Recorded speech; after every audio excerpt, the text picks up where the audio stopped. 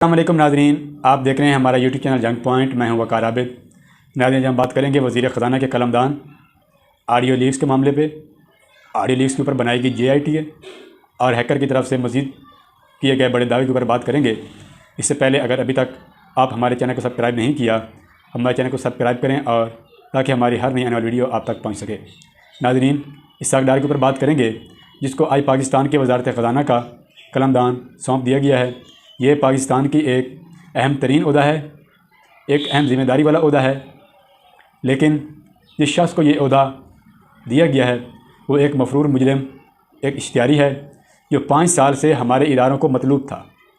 ہمارے ادارے اس کو بلا رہے تھے، وہ ہمارے اداروں کے سوالات کے جوابات نہیں دے پا رہا تھا۔ اس نے شریف خاندان کے لیے بھرپور کرپشن کی۔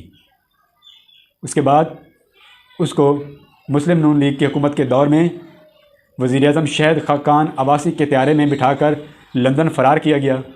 جو شخص 5 سال سے لندن میں تھا، واپس نہیں آ رہا تھا، لیکن اب اس شخص کو واپس لایا گیا ہے حکومت کی طرف سے، اور اس کو پاکستان کے اہم ترین وزارت خزانہ کا قلمدان سونپ دیا گیا ہے۔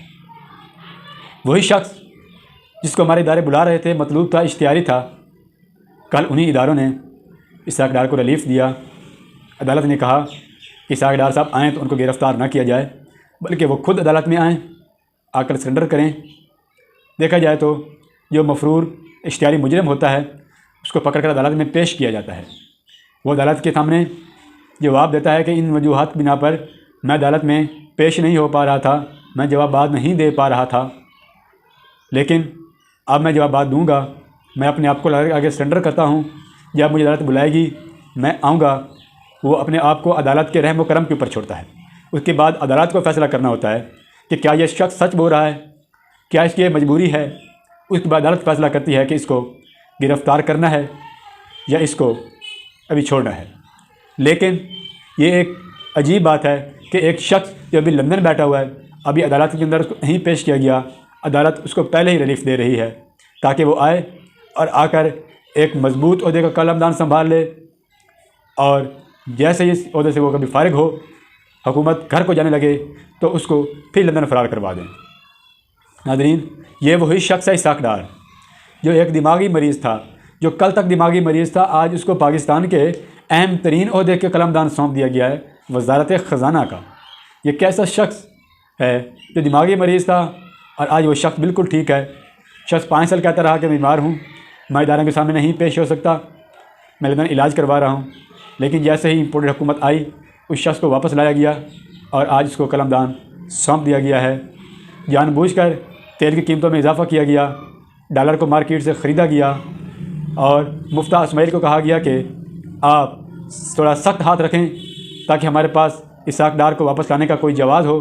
ہم یہ کہیں کہ مفتیٰ اسماعیل ایک شاندار کارکردگی ظاہر نہیں کر رہے تھے۔ ڈالر مارکیٹ سے خریدا گیا تاکہ ڈالر کا ریٹ اوپر جائے، اور جب اسحاق ڈار واپس آئے تو یہی ڈالر مارکیٹ میں بھیجا جائے تاکہ ڈالر کی قیمت کم ہو، اور تیل جان بوجھ کر مہنگا کیا گیا تاکہ جب اسحاق ڈار واپس پاکستان آئے تو تیل کی قیمتیں کم کی جائیں، تاکہ ہمارے پاس یہ جواز ہو کہ ہم اس لیے اسحاق ڈار کو لے کر آئے تھے۔ انہوں نے آ کر گرتی ہوئی معیشت کو کندھا دیا ہے، لیکن میرے خیال میں وہ اس کو کندھا نہیں دے پائیں گے، کیونکہ وہ ایک اکاؤنٹنٹ ہیں، اور وزیر خزانہ ایک معیشت دان کا کام ہوتا ہے۔ وہ اکاؤنٹنٹ ہیں، وہ پیسے کو اوپر نیچے کرنے میں ہیر پھیر کر لیتے ہیں، لیکن میرے خیال میں وہ معیشت کو کندھا نہیں دے پائیں گے، شاید وہ ناکام رہیں۔ ناظرین، اگر اب آئیں ہم آڈیوز کی طرف، وزیر اعظم کی جو آڈیوز لیک ہوئی ہیں، ہیکر نے اعلان کیا تھا کہ میرے پاس 104 گھنٹے کی آڈیوز موجود ہیں، 100 فائل ہیں، 8 GB کا ڈیٹا ہے، جو میں یہ ریلیز کروں گا۔ اس کے ساتھ حکومتی ادارے نے مذاکرات کی کوشش کی، یا وہ ڈیمانڈ 5 ارب کی کر رہا تھا، پھر 10 ارب تک ڈیمانڈ چلی گئی، لیکن اب جو ہیکر ہے اس نے واضح طور پر کہا ہے کہ میں کسی قسم کی ڈیل کا حصہ نہیں بنوں گا، میں کوئی ڈیل نہیں کروں گا، میں مناسب وقت کے ساتھ ساتھ آڈیوز ریلیز کرتا رہوں گا، میرے سے کوئی انٹرویو کا ٹائم نہ مانگے، اپنا ٹائم ضائع مت کرے۔ میرے خیال میں ناظرین، یہ جو ہیکر ہے یہ ہمارے ملک پاکستان، ہمارے سیاستدانوں کے اندرونی معاملات سے اچھی طرح واقف ہے، کیونکہ وہ موقع دیکھ کر چھکا لگا رہا ہے۔ اسحاق ڈار جیسے پاکستان آ رہے تھے، اس نے مریم نواز اور اپنا شہباز شریف اور اس کے پرنسپل سیکرٹری کی آڈیوز لیک کر دی، مریم نواز کی آڈیوز لیک کر دی، مفتیٰ اسماعیل کے بارے میں آڈیوز لیک کر دی۔ وہ وقت کے ساتھ ساتھ آڈیو لیک کر رہا ہے۔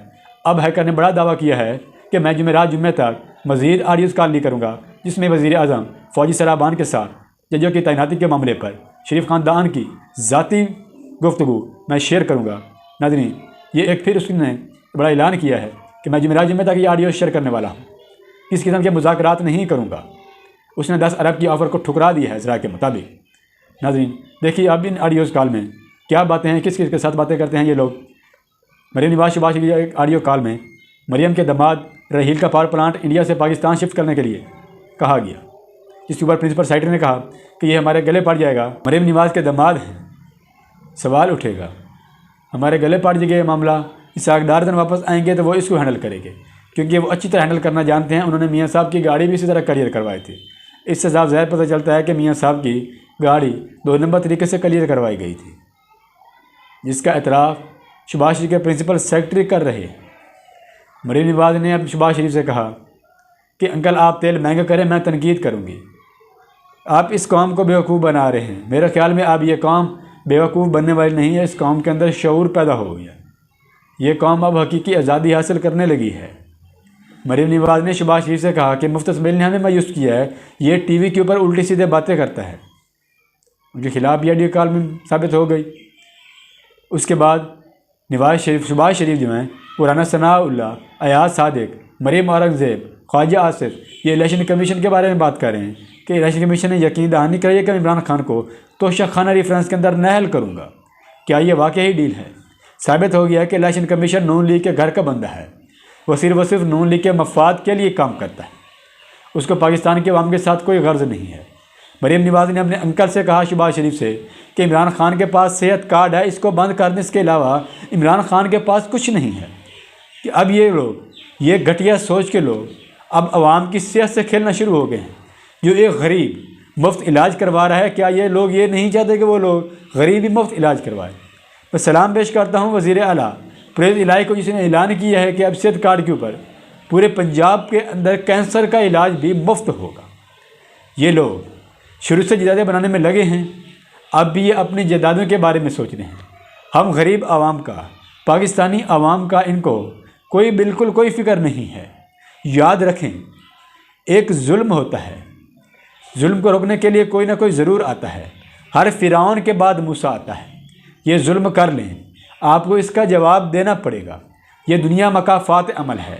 यही नून लीग लोगों की तस्वीरें बनाकर हेलीकॉप्टर से फेंका करती थी।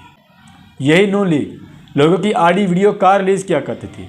आज ये जमात, ये नून लीग, ये लोग बेबस हैं। इनकी 104 घंटे की कॉल हैक की गई है।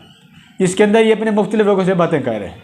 अब ये मजबूर हैं कि जितने पैसे हैकर मांगे हमारे साथ डील करे। अरे ये पाकिस्तान के एक अहम इदारे वज़ीर आज़म हाउस की ऑडियोज़ लीक हुई हैं। सवाल उठता है IB के ऊपर, साइबर सिक्योरिटी एजेंसी के ऊपर उठता है कि वो क्या काम कर रही हैं। क्या उनको किसी चीज़ का इल्म नहीं हुआ कि इतने बड़े एक आला ओहदेदार की कॉल लीक हो रही हैं? क्या कर रहे हैं हमारे इदारे?